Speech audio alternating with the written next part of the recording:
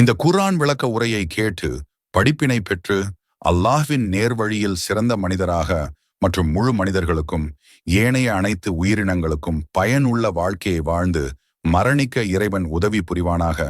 ஆமீன். சதகா, அதாவது பொருளாதாரத்தை பற்றி அல்லாஹ் சொல்லிட்டு வரான் இந்த இடத்துல. 274வது வசனம் பக்ராவுடைய. நம்பிக்கையாளர்களே, எவர்கள் தங்கள் பொருளை பிறருக்கு உதவிடும் நோக்கில் இரவிலும் பகலிலும் இரகசியமாகவும் வெளிப்படையாகவும் செலவு செய்கின்றார்களோ அவர்களுக்குரிய கூலி அவர்களின் இறைவனிடத்தில் அவர்களுக்கு உண்டு. தவிர அவர்கள் மறுமையில் எவ்வித பயமும் இல்லை. அவர்களுக்கு மறுமையில் எவ்வித பயமும் இல்லை. அவர்கள் துக்கப்படவும் மாட்டார்கள்.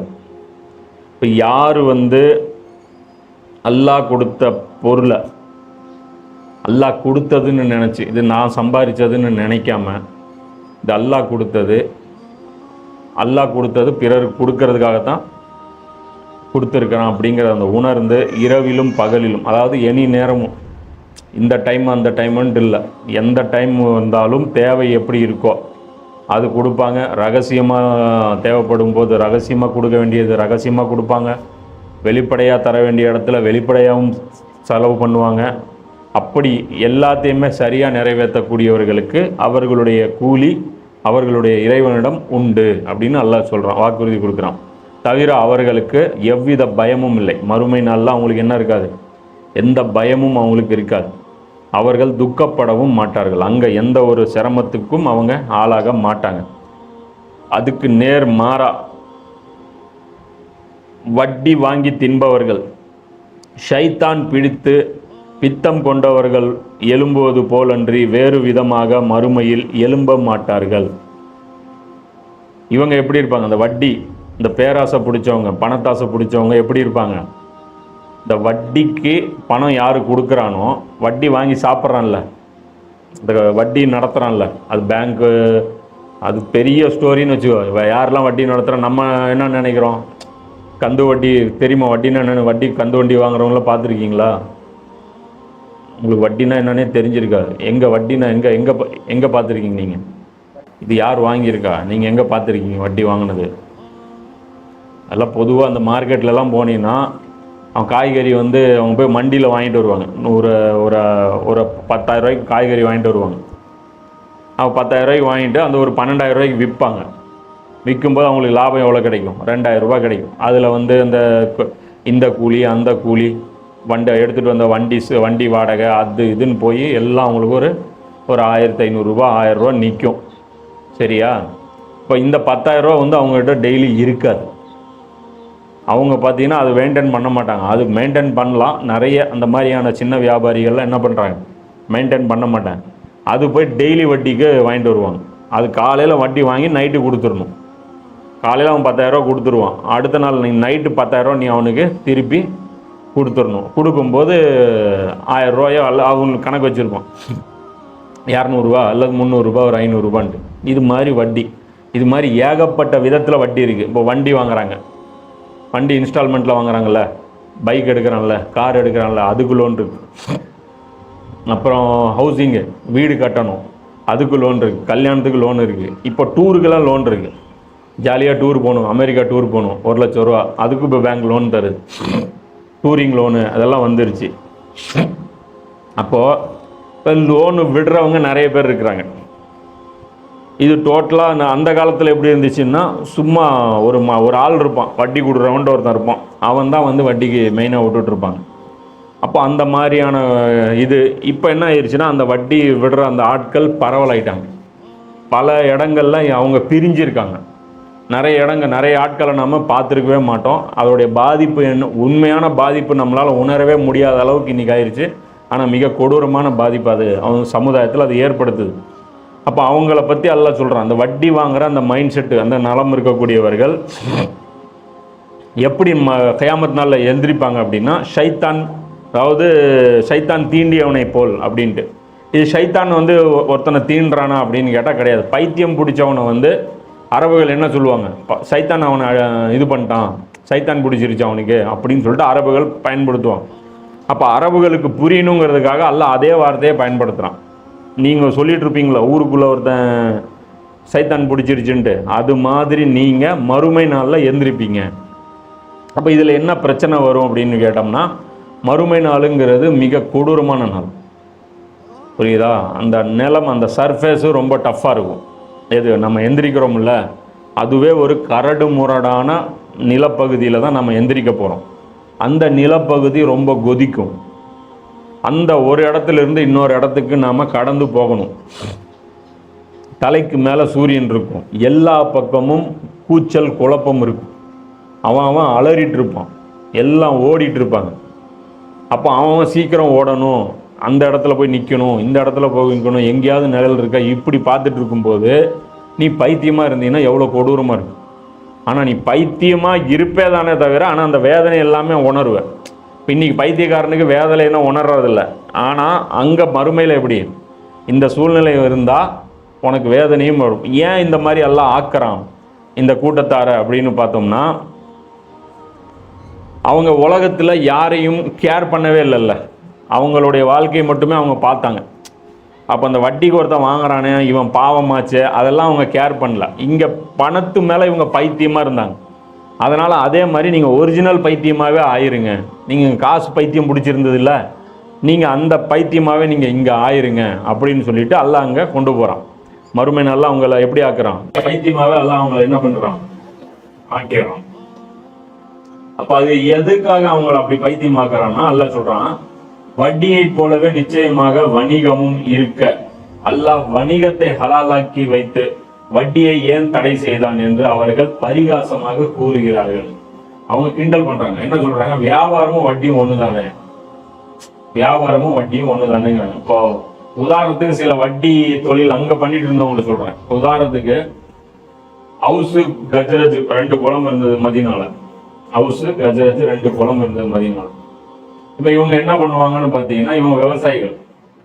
விவசாயம் அப்படின்னா அது தொடர்ச்சியா லாபம் மட்டும் வராது. ஒரு தடவை நீ வந்து இன்வெஸ்ட் பண்ணணும், விதைக்கணும், அதுக்கு ஆள் கூலி பிடிச்சி எல்லாம் நடவு வேலை பார்க்கணும், அதுக்கு நீ சம்பளம் கொடுத்து அந்த களை எடுக்கணும், கூலி வேலைக்கு ஆள் போட்டு ஃபுல்லா கிட்டத்தட்ட ஒரு 1 லட்சம் ரூபாய் செலவு பண்ணணும். அது மழை பெஞ்சு கரெக்டா அதுக்கு அவுட்புட் எடுத்துச்சுன்னா உனக்கு 1.25 லட்சம் 1.5 லட்சம் அது கொடுக்கும். இல்லைன்னா என்ன, நீ போட்ட 1.5 லட்சம் மண்ணு தின்னும், உனக்கு லாஸ் ஆயிடும். இப்போ அடுத்த சீசன் வரும்போது கரெக்டாக அந்த வெயில் ஸ்டார்ட் ஆகும்போது நீ கரெக்டாக அந்த டைமில் போட்டால் தான் அடுத்த அறுவடை நீ எடுக்க முடியும். அப்போ அந்த டைமில் உனக்கு காசு வேணும்னா இவங்க என்ன பண்ணுவாங்க? போய் யூசர்கள்ட்ட கடன் வாங்குவாங்க. அப்போ யூசர்களுக்கு கொடுப்பான். கொடுத்து என்ன பண்ணுவான்? மறுபடியும் 2 தடவை போயிருச்சுன்னு வச்சுக்கோ. அடுத்த தடவை என்ன பண்ணுவான்? உன் நிலத்தை எனக்கு எழுதி கொடுக்கணும், நிலத்தை எழுதி கொடு, நீயே வேலை செய்யுமா. அடுத்தது இப்போ என்ன கடன் வாங்கணும், இப்போ என்ன ஆயிடுவான்? தான் சொந்த இடத்துல இவன் கூலி வேலை போயிடுவான். இது மாதிரி ஒரு வட்டி அங்க இருந்தது. இது மாதிரி வட்டி விட்டுட்டு இருந்தாங்க யூதர்கள். அதே மாதிரி இன்னொரு வகை என்ன அப்படின்னா, இவங்க 2 பேருக்கு மத்தியில சண்டை மூட்டி விடுவாங்க யூதர்கள். அப்பா உங்க குளமெல்லாம் ஒரு மரியாதையான குளமே இல்லையாமே அப்படிமா. எவன்டா சொன்னாங்க? நேற்று தான் ஹவுஸ் குளத்துல இருந்து ஒருத்தன் வந்திருந்தான், வந்து பிடிச்சி எங்க வீட்டுல ஒரே இதா பண்ணிட்டு இருந்தான். நீங்களாம் அவங்ககிட்ட பிச்சை எடுத்து நின்று இருந்தீங்களாமே அப்படின்னு. இப்போ அவனுக்கு என்ன ஆயிரும்? யாரு அவனா? அவன் எங்ககிட்ட பிச்சை எடுத்தவன்டா. அப்போ அடுத்த நாள் அவனை நேரில் பார்த்தானே என்ன நடக்கும்? பலாருன்னு அப்பிடுவான். அவன் அப்புனா அப்பு வாங்கிட்டு போய் சும்மா இருப்பானா? அவன் போய் 10 பேரை கூட்டிகிட்டு வருவான். இவன் 10 பேர் வரும்போது நிதானத்தில் இருப்பானா? அவன் சரியான கோபத்தில் இருப்பான். எடுத்தவொடனே கை வச்சுட்டு தான் அப்புறம் பேசுவானுங்க. அப்புறம் கடைசியாக என்ன ஆயிரும்? இன்னைக்கு ஒன்று அவங்க இருக்கணும், இல்லைன்னா நாங்கள் இருக்கணும்னு போரே வந்துடும். அப்போ போர் வரும்போது இவங்க என்ன பண்ணுவாங்க? ஆயுதம் வாங்கணும்ல, அதுக்கும் போய் இவங்ககிட்ட காசு வாங்குவாங்க. யார்கிட்ட? யூதர்கள்ட்ட. அதுக்கு தான் இவங்க சண்டையை மூட்டி விடுறது. அப்போ என்ன பண்ணுவாங்க? காசு நாங்கள் கொடுக்குறோம், உங்களுக்கு எவ்வளோ வேணும், அவங்கள விடாதீங்க அப்படிமா. அப்போ என்னம்மா, இந்த என் நிலத்தை வச்சுக்கோ, அவனுங்களை நான் காலி பண்ணுறேன், எனக்கு 10 ஒட்டகத்தை கொடு, 10 குதிரையை கொடுப்பான், 10 குதிரையை கொடுப்பான், எல்லாம் கொடுப்பான். இவன் உட்காந்த இடத்துல உட்காந்துட்டு இருப்பான். இப்படி வாங்கி வாங்கி வாங்கி கிட்டத்தட்ட மதீனாவில் பெரிய பணக்காரங்களை அவங்க ஆயிட்டாங்க. யார்? யூதர்கள் ஆயிட்டாங்க. இன்னைக்கு உலகத்துலேயும் இதுதான் நடக்குது. ஈரானுக்கும் சவுதி அரேபியாவுக்கும் சண்டை மூட்டி விட்டுருவானுங்க. சூண்டை மூட்டி விட்டு ஈரான்கிட்ட போய் இப்படிமானுங்க, உங்ககிட்ட இந்த பீரங்கி இருக்கா, அவன்கிட்ட இந்த பீரங்கி இருக்கு, அதில் 1 குண்டு தான் வரும், அதில் 4 குண்டு வரும், எங்ககிட்ட 5 குண்டு வர மாதிரி வேணுமா அப்படிமா, இந்தாங்க அப்படின்னு சொல்லி இவன் கொடுத்துருவான். அவன் என்ன 5 குண்டு வச்சிருக்கிறான், உன்கிட்ட 6 குண்டு இருக்கிறது வேணுமாம்மா, கொடுங்க அப்படின்ட்டுருவான். புரியுதா? இப்போ நமக்கு வந்து இப்போது ரஃபேல் விற்றுருக்கிறானுங்க, எனக்கு F-16 கொடுத்துருவானுங்க. ரஃபேல் ஒரு போர் விமானம். அவன் என்னம்மா அவன் ரஃபேல் எடுத்துகிட்டு வந்தால் நீ என்னடா பண்ணுவேன்? ஆமாம் இல்லை அப்படிமா, F-16 இருக்கு அதை எடுத்துக்கோம்மா. அவன் X-16 எடுத்துருவான். ஏன்டா அதில் ஒரு 4 மிசைல் அடித்தா நீ என்னடா பண்ணுவேன்? தெரியாதுங்க. அப்போ ஐரன் டூம் வாங்கிக்கோ, ஷீல்டு வாங்கிட்டீங்கன்னா இதாயிரும். சரிங்க. ஏண்டா முட்டாள், அடிச்சுன்னா ஐரன் டூம் போய் தடுத்துறாது, நீ பாட்டுக்கு அடிச்சுட்டே இருப்ப. அப்போ என்ன வேணும்? அப்புறம் சூப்பர் சானிக் மிசைல் நீ வாங்கிக்கோ. இப்படி தான் உலகமே ரன் பண்ணிட்டு இருக்கிறானுங்க இன்னைக்கு. இது கடன் கொடுப்பாங்க, காசு இல்லைங்க என்கிட்ட. பரவாயில்லப்பா, நம்மளாம் அப்படியே பழகி இருக்கோம், காசு வாங்கிக்கோ. காசு நம்ம பையனே தரான், டே தம்பி நீ கொடு அப்படிமா. அவன் கொடுப்பான், அவன் அப்படி காசு வாங்குவான். இவன் தானே விற்றான், அவன் வாங்கி இவன்கிட்ட கொடுத்துருவான். புரியுதா? அந்த வாங்கின கடன் சும்மா நம்ம பிரதமர் கையில் எவ்வளோ நேரத்துக்கு இருக்கும்? 5 நிமிஷத்துக்கு தான் இருக்கும். அப்படி வாங்கி இப்படி கொடுத்துருவார். கடன்காரன் பேரில் மட்டும் நம்ம பேர் எழுதப்பட்டுரும். இப்படி இன்னைக்கு ஏகப்பட்ட கடன் எல்லா நாடுகளுமே வாங்கி இருக்கு. இப்போ இதெல்லாமே வட்டியில் இருக்கக்கூடிய நிறைய பிரச்சனைகள் இருக்குது. இதில் இன்னும் நிறைய டீப் இருக்குன்னு வச்சுக்கோ. வட்டியை பற்றியும் ரொம்ப டீட்டெயிலாக பார்க்கல. இன்றைக்கி உலகத்தில் இருக்கிற மிகப்பெரிய தீமை எது? நம்ம கேட்டால் என்ன சொல்லுவோம்? விபச்சாரம், மது, சூதாட்டம், கொலை, கொள்ளை, இதெல்லாம் சொல்லுவோம். இது எல்லாத்த விட இதுதான் பெருசு. இதனால தான் உலகமே மிகப்பெரிய அநியாயத்தில் நடந்துட்டுருக்கு. அதனால் வட்டி தான் மிகப்பெரிய ஒரு தீமை. அதனால் பெரும்பாவத்தில் இந்த லிஸ்ட்டெல்லாம் வச்சுருக்கேன். 7 பாவம் பெரும்பாவம். அதில் நீ கண்டிப்பாக நிரந்தரமாக நரகத்துக்கு போக. அதில் இதுவும் ஒன்று. எது? வட்டி. வட்டிங்கிறது மிகப்பெரிய பாவம். இப்போ இவங்க என்ன சொல்கிறாங்க? யூதர்கள்ட்ட போய் வட்டி வந்து ஹராமு அல்லான்னு சொன்னால் அது எப்படி வியாபாரம் ஹலால்? இப்போ என்ன கேட்குறாங்க? இப்போ நாங்கள் 100 ரூபா கொடுக்குறோம், 100 ரூபா கொடுத்து நாளைக்கு நாங்கள் 110 ரூபா வாங்குகிறோம், இது தப்புங்கிறீங்க. இதே நீங்கள் என்ன பண்ணுறீங்க? 100 ரூபா கொடுத்து ஒரு பேனை வாங்கிட்டு வரீங்க, 100 ரூபா கொடுத்து ஒரு செப்பல் வாங்குறீங்க, எவ்வளோக்கு விற்கிறீங்க? 110 ரூபாய்க்கு விற்கிறீங்களா? அப்போ இது எப்படி? ரெண்டும் ஒன்று தானே. நாங்களும் 100 ரூபா செலவு பண்ணோம், நீயும் 100 ரூபா செலவு பண்ணி, நாங்கள் 100 ரூபா 100 ரூபாயாக கொடுத்தோம், நீ 100 ரூபாய் செப்பலாக கொடுத்த.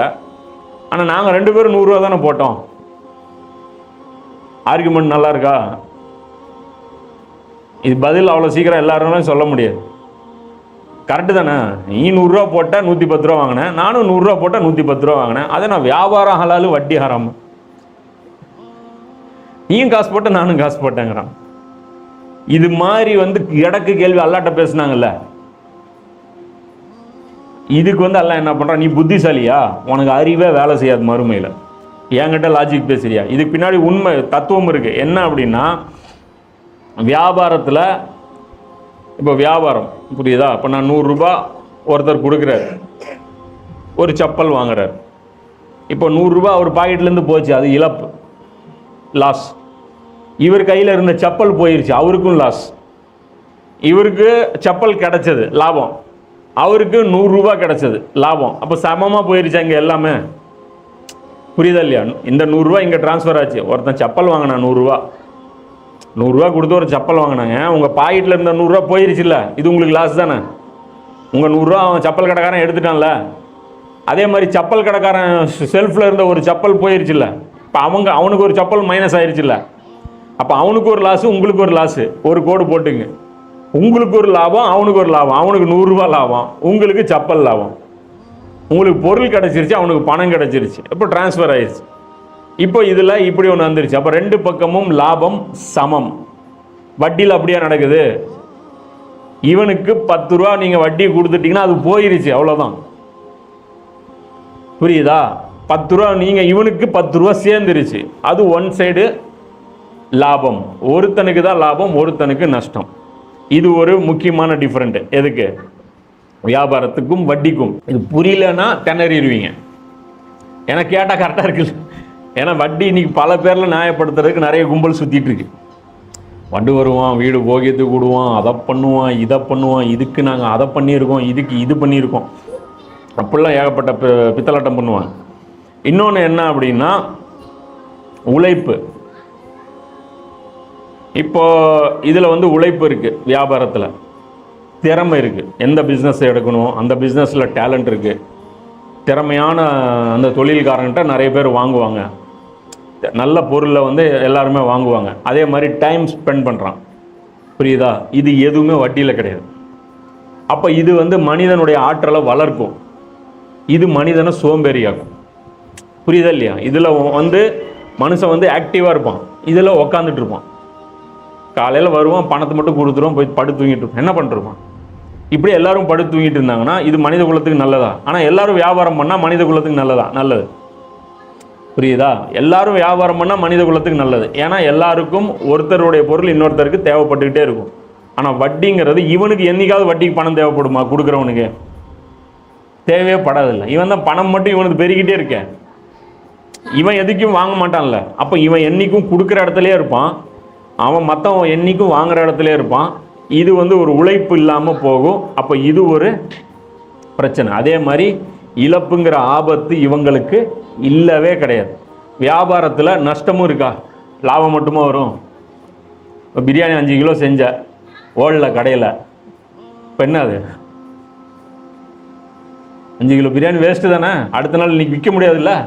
ஒரு ஆடை அறுத்து தொங்க விட்டேன், 2 நாள் வாங்கலை, இப்போ என்ன ஆயிரும்?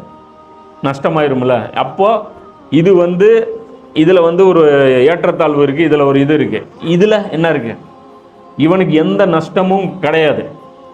அதே மாதிரி வியாபாரத்தில் ஒரு தடவை லாபம் முடிஞ்சிடும்.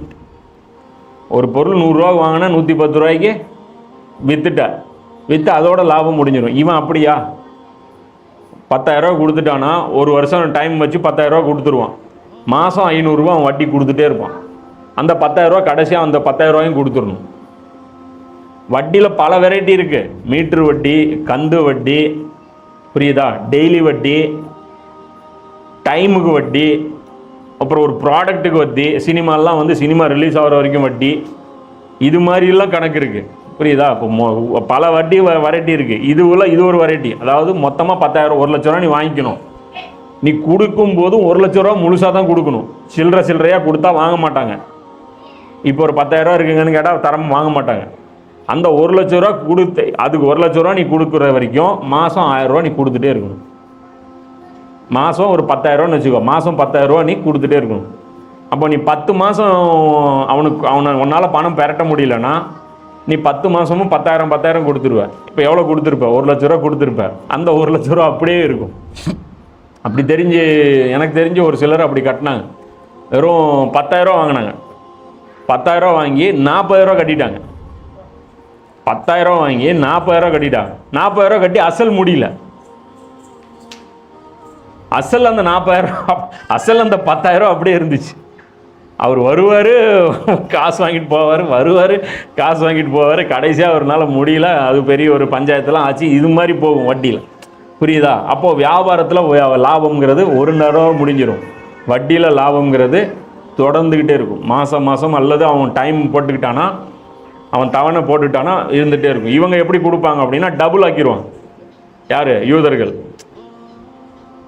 10,000 ரூபா 6 மாதத்தில் கொடுத்துட்றேங்க. சரி, ஓகே. மாதம் எனக்கு 500 ரூபா கொடுத்துடணும். சரிங்க, மாதம் 500. 1ஆவது மாதம், 2ஆவது மாதம் 500 6 மாதம் ஆயிடுச்சு. எங்கப்பா 10,000 ரூபா? இல்லைங்கண்ணா, இன்னொரு 6 மாதம் எழுதிக்கிங்க. அப்படியா? சரி, ஓகே, 6 மாதம் எழுதிக்கோ. அன்னிலேருந்து 1000 ரூபா கொடுக்கணும். டபுள் வட்டி, ஃபைனு.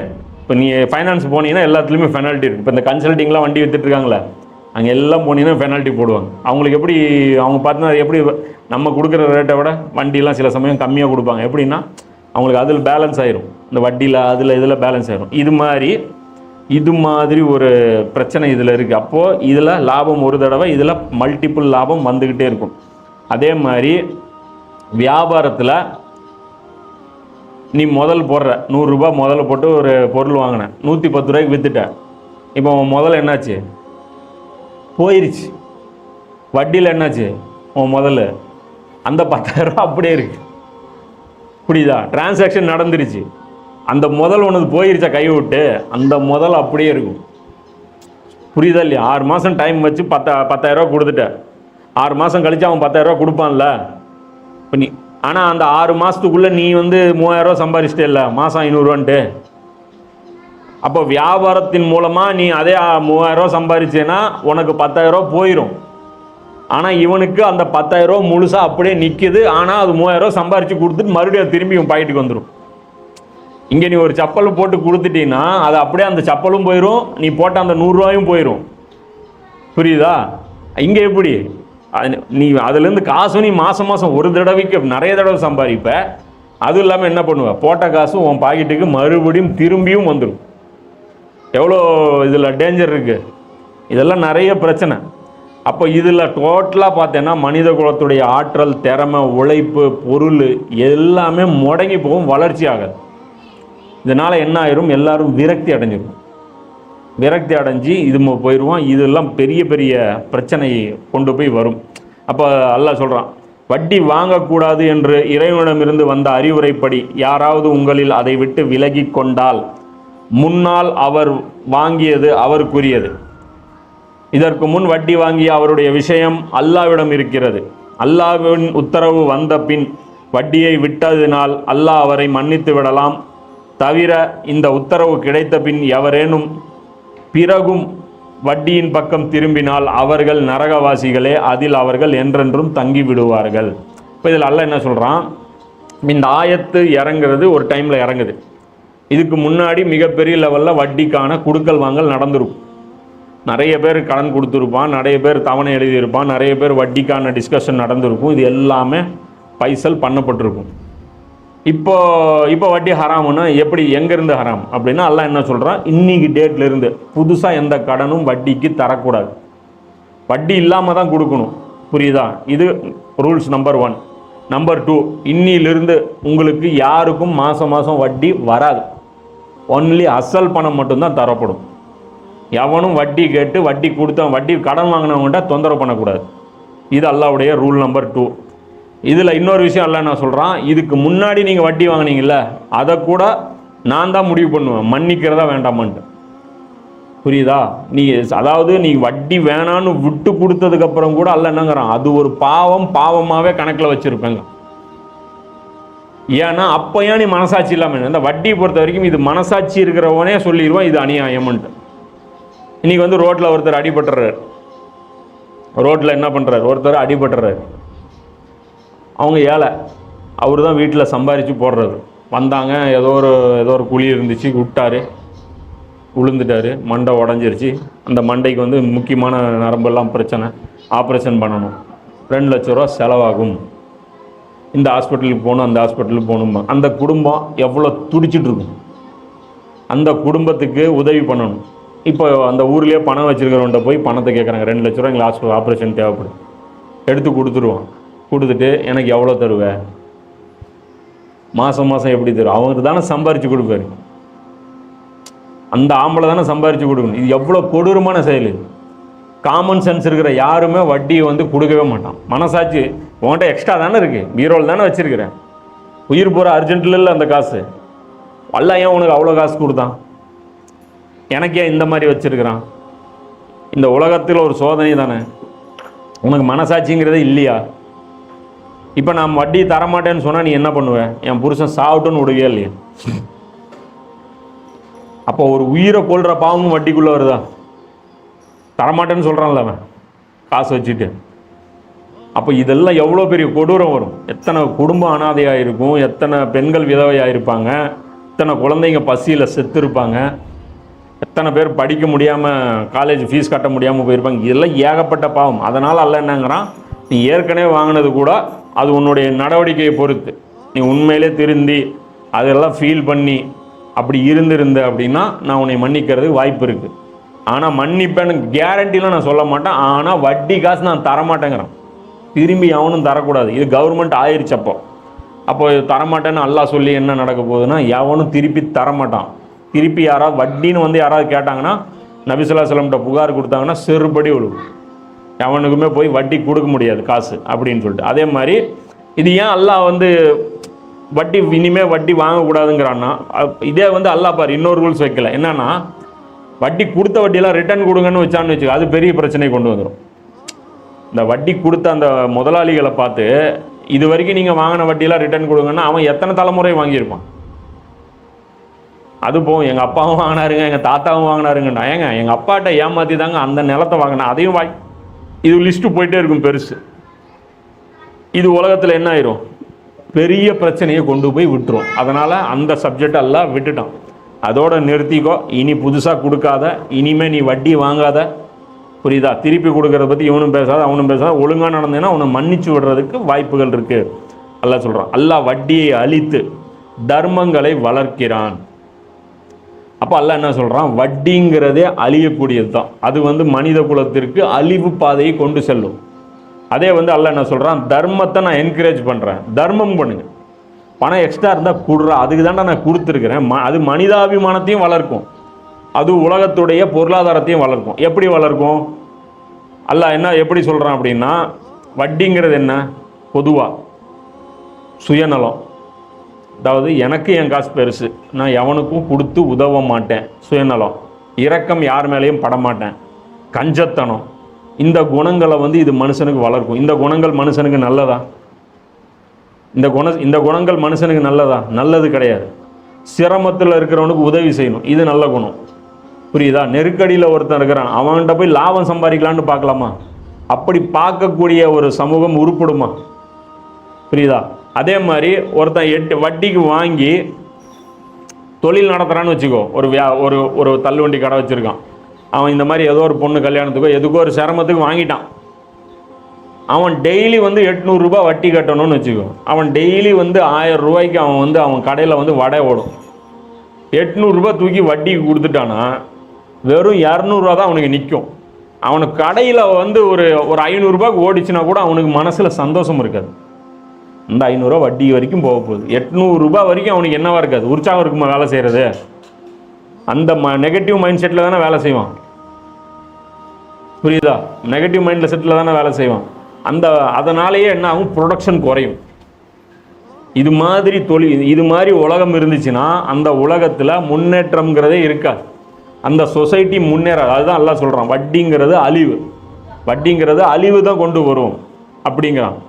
இதனால் அதே மாதிரி எடுத்திங்கன்னா அந்த ஏழை தொழிலாளி இருக்கான்ல, அவன் வட்டிக்கு வாங்கியிருக்கான்ல, அவன் நல்லா ஆப்பிள் வாங்கி சாப்பிட முடியுமா? அவன் வாரத்தில் ஒரு நாளாவது கறி வாங்கி சாப்பிட முடியுமா? குழந்தைக்கு சாப்பாடு கொடுக்க முடியுமா? கொடுக்க முடியாது. குழந்தைக்கும் நல்ல சாப்பாடெலாம் கொடுக்க முடியாது, ஆவரேஜ் சாப்பாடில் தான் வாங்குவோம். அப்போ ஆரோக்கியமான உடம்பு இருக்காதா? அவன் எங்கேருந்து உழைப்பான்? தெம்பா எங்கேருந்து உழைப்பான்? அப்போ இதன் மூலமாகவும் என்ன ஆகும், அந்த நாட்டுடைய வளர்ச்சி பாதிக்கப்படும். இதுவும் வட்டினால் ஏற்படுற பாதிப்பு. அதே மாதிரி அரசாங்கம் இன்றைக்கி என்ன பண்ணுறான், அரசாங்கத்துக்கு இந்த வட்டி வாங்குகிற அந்த குணம் இருக்குது, புரியுது? இந்த வட்டினால் அரசாங்கமும் பாதிக்கப்பட்ட. தமிழ்நாடு அரசு ஏகப்பட்ட கடன் வாங்கியிருக்கு, இந்திய அரசு ஏகப்பட்ட கடன் வாங்கியிருக்கு. எல்லாத்த விட பெரிய வல்லரசு யார்? அமெரிக்கா. எல்லாத்த விட பெரிய கடன்காரன் நாடு எது? அமெரிக்கா. அவனுக்கு கடன், ஒரு நாடு எவ்வளோ கடன் வாங்கலாம்னு உச்சப்பட்ட லெவல் இருக்கோ அந்த லெவலுக்கே கடன் முடிஞ்சிருச்சு. இப்போ ஜோ பைடன் என்ன சொல்லியிருக்காரு, அப்படியே இந்த கடன் வாங்குற அந்த லெவல், அந்த அளவு முடிஞ்சிருச்சு, அதை கொஞ்சம் அதிகப்படுத்தி கொடுங்க, இல்லைன்னா அடுத்த மாதம் என்னால் கவர்மெண்ட்டு வேலை செய்கிறவங்களுக்கு சம்பளம் கொடுக்க முடியாது. இவ்வளோ நெருக்கடியில் இன்றைக்கி அமெரிக்கா இருக்குது. இவங்களுக்கு யார் கடன் கொடுக்குறா? இப்போ அரசாங்கம்லாம் யாருக்கிட்ட கடன் வாங்கிட்டு இருக்கு? எல்லாம் இந்த யூத பேங்க் வச்சுருக்கக்கூடிய பேங்க் எதுவுமே அரசாங்கத்துக்கு கிடையாது. எந்த அரசாங்கத்துக்கும் பேங்க்கு சொந்தம் கிடையாது, அது ஒரு தனி முதலாளிகளுக்கு சொந்தம். இவங்க உலகத்துக்கு கடன் கொடுத்து வச்சுருக்காங்க. இவங்க இந்த அரசாங்கமெல்லாம் கஷ்டப்பட்டு சம்பாதிப்பு. இன்னைக்கு எல்லாருக்கும் தெரியும் சாராயம் கெடுதல்ன்ட்டு. சாராய கடை ஏன் மூட முடியல? மீதி தொழில்கள் எல்லாமே எப்படி இருக்குது, அதெல்லாம் சம்பாதிச்சு வட்டி கட்டுறதுக்கே சரியாக இருக்குது எல்லா கவர்மெண்ட்டுக்கும். அப்போ அந்த வட்டி கட்டுறது வருமானம் கவர்மெண்ட்ட இல்லாதனால நியாயமாக லாபம், அதாவது கவர்மெண்ட் எப்பயுமே இப்போ என்ன பார்க்குது, எதில் செலவு பண்ணால் போட்ட காசு ரிட்டர்ன் வருமோ அதில் மட்டும்தான் செலவு பண்ணுது. இப்போ கவர்மெண்ட் எதில் தெரியுமா செலவு பண்ணுது? எதில் செலவு பண்ணால் போட்ட காசு எடுக்க முடியும்னு பார்க்குது. இப்போ ரோடு ஒரு பஸ் விட்றோம், பஸ் விட்டோம்னா போட்ட காசு எடுத்துடலாம். டிக்கெட்டு வருது, அது போக்குவரத்து இருக்குது, அதில் எடுத்துடலாம், அதில் செலவு பண்ணும். சில அந்த மாதிரியான தொழில்களில் மட்டும்தான் செலவு பண்ணும். ஒரு ஏழைகள் அதிகமாக பாதிக்கப்பட்ட ஒரு பகுதி இருக்குது, அந்த பகுதிக்கு ரோடு போட்டு கொடுத்தா போட்ட காசு எடுக்க முடியுமா? அந்த ரோடு போடுறதுக்கு கவர்மெண்ட் செலவு பண்ணுச்சுன்னா அந்த காசு திருப்பி கவர்மெண்ட்டுக்கு கிடைக்குமா?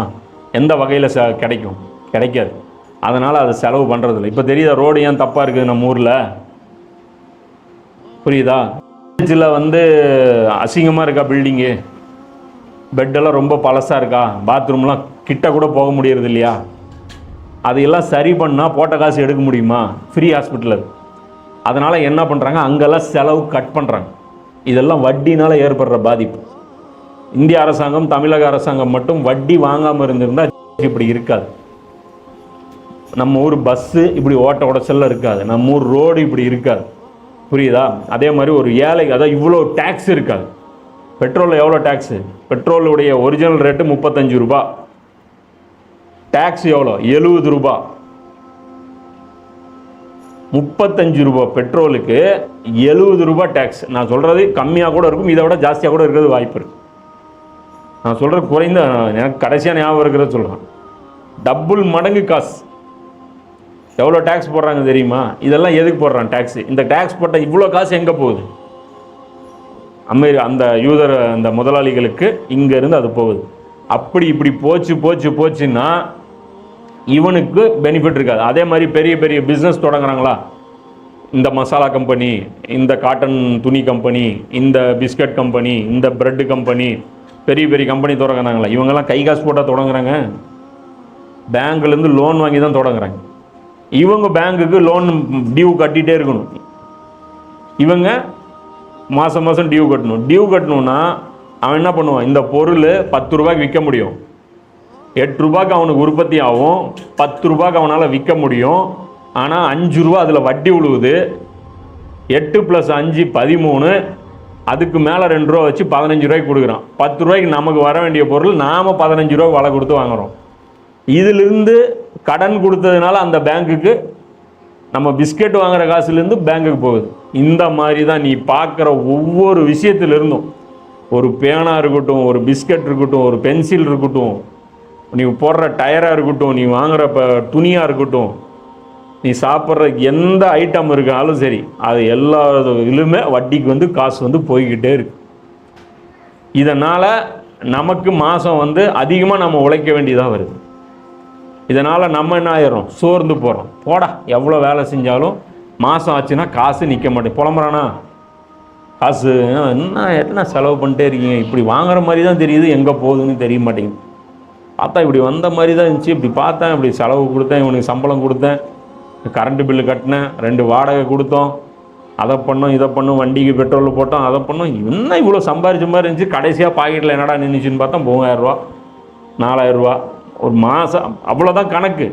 பார்த்தா நிறைய வரும். இது எல்லாம் எங்கே போகுதுன்னா அதனால பிஸ்னஸுக்கும், அதான் கவர்மெண்ட்டுக்கும் லாஸு, இந்த மாதிரி பிஸ்னஸ் பண்ணுற அவங்களுக்கும் லாஸு, வட்டியை வாங்காமல் பிஸ்னஸ் பண்ணுற நம்மளை மாதிரி ஆட்களுக்கும் லாஸு. பிஸ்டனையும் ரேட் ஏறுது, பிஸ்டன் கம்பெனிக்காரன் லோன் வாங்கியிருக்கான் அதனால் ரேட் ஏறுது. பேரிங் ஏன் ரேட் ஏறுது, பேரிங் கம்பெனிக்காரன் லோன் வாங்கியிருக்கான் அதனால் ரேட் ஏறுது. இவனுங்கெல்லாம் வட்டி விகிதம், அதுவும் இல்லாமல் இவங்க வட்டி விகிதம் வேறு ஏற்றுவானுங்க. 5 ரூபா வட்டின்னு 5% வட்டின்னு கொடுத்துருவானுங்க. கொஞ்ச நாள் கழித்து என்ன பண்ணுவானுங்க, 7% வட்டிம்பானுங்க. இதெல்லாம் அதே மாதிரி இவனுங்க இன்னொரு என்ன பண்ணுவானுங்கன்னா, இந்த பிஸ்னஸில் வட்டியில் உன் கம்பெனியை நோட் பண்ணிட்டே இருப்பான், வந்து வசூல் பண்ணிகிட்டே இருப்பான்ல, உன் கம்பெனியுடைய வியாபாரம் எப்படி போயிட்டுருக்குன்னு கவனிச்சுட்டே இருப்பான். லாஸ் ஆகிற மாதிரி இருந்ததுன்னு வச்சுக்கோ, கொஞ்சம் லாபம் குறைய ஆரம்பிச்சிருச்சுன்னு வச்சுக்கோ, ப்ரெஷர் கொடுத்து என்ன பண்ணுவான், நீ ஃபுல் காசு கொடுண்டுருவான், கடன் ரிட்டர்ன் கட்டுமா. ஏன்னா இன்னும் கொஞ்சம் நாள் இவன் நஷ்டமாயிடுவான், இவன் நஷ்டமாயிட்டானா இவன்கிட்ட வாங்க முடியாது, நஷ்டம் ஆகிற மாதிரி இருக்குல்ல, இப்பயே வாங்கிக்கலாம். இப்போ வாங்கினா என்ன பண்ணுவோம், ஒரே நாளில் அந்த கம்பெனி மூடிடுவான். அப்படி நிறைய கம்பெனி மூடினாங்க. ஏர்செல்னு ஒரு கம்பெனி இருந்துச்சு, அது எங்கே போச்சு, அதெல்லாம் அந்த வகையில் போனது தான். புரியுதா? ஏர்செல்லு அது மாதிரி இன்னும் நிறைய ஃபோன் கம்பெனிலாம் காணாமல் போச்சு. இப்போ சமீபத்தில் அந்த ஒரு ஃப்ளைட் கம்பெனி காணாமல் போச்சு. ஸ்பைஸ் இந்த ஜெட்டு கிங்ஃபிஷர் ஃப்ளைட்டுன்னு இருந்துச்சு. இது மாதிரி நிறைய கம்பெனிஸு காணாமல் போச்சு. புரியுதா? அந்த கம்பெனியெல்லாம் ஓடுது. என்ன காரணம் அப்படின்னா, கடன் கொடுத்தவங்க அந்த கம்பெனிக்கிட்ட ப்ரெஷர் கொடுத்து வாங்கிட்டாங்க. அதனால் அவங்க என்ன பண்ணுறாங்க, கம்பெனி விட்டுட்டு போய்ட்டு அந்த கம்பெனியில் வேலை செஞ்சுட்டு இருந்த எல்லா தொழிலாளியும் அதுக்காகவே வாழ்க்கையை செலவு பண்ணி படிச்சிருப்போம். நான் இந்த படிப்பு படித்தேன்னா அந்த ஃபீல்டில் போய் அந்த டேபிளில் உட்காந்து 1 லட்ச ரூபா சம்பளம் வாங்குவேன்னு போய் வாங்கியிருப்பான். 4 மாதம் சம்பளம் வாங்கியிருப்பான், கம்பெனி இழுத்து முடியும். இப்போ என்ன ஆயிடுச்சு, இப்போ இது மாதிரி ஆயிரும். இது எல்லாமே என்ன ஆயிரும், பெரிய ஒரு சொசைட்டிக்கு பாதிப்பு ஏற்படும். அதனால் இது வந்து வட்டி வாங்காதன்னா இந்த லோக்கல் வட்டி மட்டும் எல்லாம் ஹராமாக்கலை, இது அரசாங்க வட்டியையும் ஹராமாக்குது. பேங்க் ஒரு கம்பெனி கொடுக்குற வட்டியையும் ஹராமாக்குது. இது அரசாங்கமாக இருந்து நடைமுறைப்படுத்தினா இந்த உலகத்தில் செழிப்பாக இருக்கும். அதுதான் அல்லாஹ் சொல்கிறான், வட்டி வந்து உலகத்துக்கு அழிவு பாதையில் கொண்டு போகும் அப்படின்னாங்க. நபி ஸல்லல்லாஹு அலைஹி வஸல்லம் அவங்க இந்த வட்டி இல்லாத ஒரு உலகத்தை உருவாக்குனதுனால எல்லாரும் பணக்காரங்களாக இருந்தாங்க சஹாபாக்கள். இப்போ தர்மம் பண்ணும்போது என்ன நடக்கும், தர்மம் பண்ணும்போது அதே நம்ம கொடுத்து உதவி பண்ணும்போது என்ன நடக்கும், ஒருத்தருக்கு ஒருத்தர் ஒரு மனசில் இறக்கம் இருக்கும். ஒரு சின்ன தொழிலாளி இருக்கும், எனக்கு கூட ஒருத்தர் தொழில் ஆரம்பிக்கிறார், இப்போ நீ ஆரம்பிக்கிறேன்னு இப்போ நீ அப்படியே பார்த்துட்டு கையை பிசைஞ்சிட்டு இருக்கிற, அவனுக்கு எவ்வளோடா வேணும், ஒரு 5 லட்ச ரூபா, இந்தாடா வைடா அப்படின்னு நான் அவனுக்கு 5 லட்ச ரூபா கொடுத்தேன்னா நீ என் மேலே எவ்வளோ அன்பு வைப்ப. அப்போ இன்னொரு மனுஷனை நேசிப்பியா? எந்த மனுஷனை பார்த்தாலும் உனக்கு முகப்பத் தான் வரும். மனுஷன்டா, ஈரோடுக்காரங்க தான்டா, அப்படி உனக்கு மைண்ட் செட்டில் வரும். இவன் தான்டா மனுஷன் அப்படின்னு வரும். அதனால் நீ எல்லா நான் மனுஷங்களையும் நேசிப்ப. உனக்கு கீழே ஒருத்தன் 50,000 ஒருத்தன் தொழில் தொடங்குவான், அவனை பார்த்து நீ என்ன பண்ணுவேன், எனக்கு இவன் கொடுத்து உதவுனதுனால நான் இன்னைக்கு இப்படி இருக்கேன், நான் இவனுக்கு உதவணும்னு நீ உதவுவ. இப்போ இந்த தர்மம் இப்படி கொடுத்ததுனால வளர்ச்சி ஆகுதா? உனக்கு இவன் நல்லதை நினைப்பான், அவன் அவனுக்கு நல்லது நினைப்பான், அவன் அவனுக்கு நல்லது நினைப்பான், எல்லாமே நன்மையால் இந்த உலகம் நிரம்பிடும். இப்போ என்ன ஆயிடுச்சு, ஒவ்வொருத்த மேலேயும் கோபம் வருது. இவன் இப்படி இருக்கான், இவன் இப்படி இருக்கான், இவன் என்னது. இப்போ எல்லார் மேலேயும் எவன் இப்போ எல்லாரும் வாயிலையும் வருதா, நீங்களாம் யாருங்க கொடுத்து உதவுறோம் பேசுகிறாங்களே இந்த வார்த்தை சொல்கிறாங்க இல்லை சொல்கிறாங்களே, எவங்க இன்னைக்கெல்லாம் கொடுத்து உதவுறான், அண்ணன் தம்பி கூட தரமாட்டாங்க. இன்னைக்கு இருக்கையில் உச்சகச்சம் இது. நல்லா இன்னைக்கெல்லாம் பார்த்தோம்னா நல்லா அருமையான சமூகம்.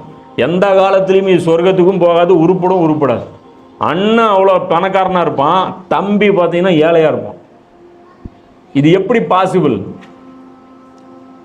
அண்ணன் ஏழை பணக்காரனாக இருப்பான், பார்த்தீங்கன்னா அவனுக்கு வந்து 10 வீடு கூட இருக்கும், தம்பி வாடகை வீட்டில் இருக்கும். மனசாட்சி எப்படி இவனுக்கு வந்துச்சு? ஒரு 4 வீடு கொடுத்து இதை வச்சுக்கோன்னு சொல்ல மாட்டான். எந்த அளவுக்கு இன்னைக்கு இருக்குது அப்படின்னா, அண்ணங்கிட்ட காசு கோடிக்கணக்கில் இருக்குது, தம்பிக்கு ஒரு மருத்துவ செலவு கூட தம்பி வந்து பார்த்தீங்கன்னா வெளியே நின்றுட்டு இருப்பார், வெளியே எங்கேயா போய் கடன் அவர் கூட வட்டிக்கு வாங்கிட்டு இருப்பார். அப்போ வந்தால் கூட அந்த அவ்வளோ பெரிய பிஸ்னஸ்மேன் கூட என்ன சொல்லுவார், இல்லைங்க இந்த மாதம் பிஸ்னஸ் சரியில்லைங்க, எல்லாம் இப்போ தாங்க போனஸ் கொடுத்தோம், அதை பண்ணோம் இதை பண்ணோம். அதனால் இது வந்து இந்த கஞ்சத்தனம், இந்த வட்டி வாங்குற அந்த மனப்பான்மை, இது மனித குலத்துக்குள்ள வெறுப்பை விதைக்கும், இது வந்து அன்பை விளைக்கும். அதுதான் அல்லாஹ் சொல்கிறான், நிராகரித்து கொண்டே இருக்கும் பாவிகள் அனைவரையும் அல்லாஹ் நேசிப்பதில்லை. அல்லாஹ் சொல்கிறான். இவ்வளோ நான் சொன்னதுக்கு அப்புறமும் சுயநலமாக நடக்கிறவங்க, பொருளாதாரத்தை பிறருக்கு கொடுக்காதவங்க, வட்டி இல்லாமல் கடன் தராதவங்க, இவங்களை அல்லாஹ் என்ன வட்டிக்கு வாங்கிட்டு தான் நீங்கள் கொடுப்பீங்களா? அந்த பாவிகளை எல்லாம் என்ன பண்ணுறான், நான் நேசிப்பதில்லை அப்படின்னு அல்லாஹ் சொல்கிறான். இவர்களை பற்றி என்ன சொல்கிறான், நிராகரிப்பவர்கள்ங்கிறான். நிராகரிக்கணும் என்ன, அல்லாவுடைய, நான் சொன்னல, அல்லாவுடைய கட்டளைகளை நிராகரித்தாலும் அவங்க யார், நிராகரிப்பவர்கள் தான், காஃபிர்கள் லிஸ்ட்டில் வருவாங்க. மறுமை நல்லா அவங்களுக்கு மிகப்பெரிய ஒரு நஷ்டம் இருக்குது அப்படிங்கிறத அல்லாஹ் அந்த இடத்துல சொல்கிறான். இதில் இன்னொரு நிராகரிக்கிறதுல இன்னொன்று என்ன அப்படின்னா, எதையெல்லாம் அவங்க நிராகரிக்கிறாங்க அப்படின்னா, இந்த பொருளாதாரம் இருக்குல்ல, நீ பணக்காரன் வச்சுருக்கான்ல, அந்த பொருளாதாரத்தை அவன் என்னன்னு நினைக்கிறான், அவன் சம்பாதிச்சான்னு நினைக்கிறான். அல்லாஹ் கொடுத்தான்னு அதை நினைக்கிறானா? ஆனால் அல்லாஹ் என்ன சொல்கிறான், அது நான் கொடுத்தது, நீ மற்றவனுக்கு 4 பேர் கொடுத்து உதவுங்கிறான். இப்போ இவன் என்ன சொல்கிறான், நீ கொடுத்தது கிடையாதுங்கிறான். அப்போ நிராகரிக்கிறான்ல இதை, நீ கொடுத்தியா, நாங்கள் சம்பாதிச்சோம், எங்கள் அப்பா கம்பெனி ஓப்பன் பண்ணி கொடுத்தாரு, அது நல்லா ஒர்க் அவுட் ஆயிடுச்சு, நாங்கள் வச்சா ஸ்வீட்டு கடை ஓடுதில்ல சில கடைங்க, இவ்வளோ கோடி இவ்வளோ அதெல்லாம் வருது, என்ன போய்ப்பார், சொந்தக்காரங்க எல்லாத்தையும் கை தூக்கி விட்டுருப்பாரா? சொந்தக்காரன்லாம் பிச்சைக்காரனாக இருப்பான்.